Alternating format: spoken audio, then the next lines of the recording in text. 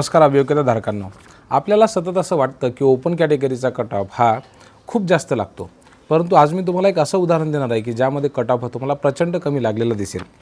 With interview राऊंडमध्ये ग्रामसेवा मंडळ देऊर तालुका district म्हणजे तालुका आणि जिल्हा धुळे, माफ करा थोडंसं चुकी झाली, तर त्या ठिकाणचा जो कट ऑफ आहे तो खूप कमी लागलेला होता.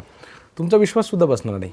उदाहरणार्थ ओपन कॅटेगरीसाठी कट ऑफ हा फक्त 104 गुण लागलेला होता, तर महिलांसाठी ओपन कॅटेगरीमधला कट ऑफ हा 112 होता. SC कॅटेगरीसाठी कट ऑफ हा 81 गुण होता SC कॅटेगरीसाठी.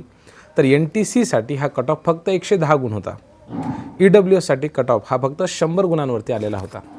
आता असेच एक आपण दुसरं उदाहरण बघूयात. खेडे विद्याप्रसारक मंडळ खेडे तालुका जिल्हा धुळे या ठिकाणचा कट ऑफ तुम्हाला सांगणार आहे. तुमचा विश्वासही बसणार नाही, परंतु SC कॅटेगरीचा कट ऑफ जो आहे तो 108 गुणांवरती होता, तर महिलांसाठी फक्त 98 गुणांवरती हा कट ऑफ आलेला होता. विजय कॅटेगरीसाठी हा कट ऑफ फक्त 68 मार्कांवरती होता.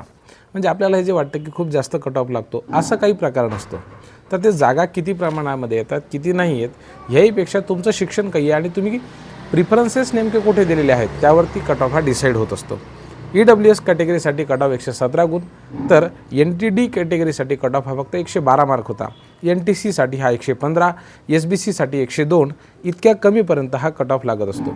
तर एक सर्व्हिसमॅनसाठी जी काही ओपन कॅटेगरीमधली जागा होती त्यासाठी उमेदवाराच उपलब्ध होऊ शकला नव्हता.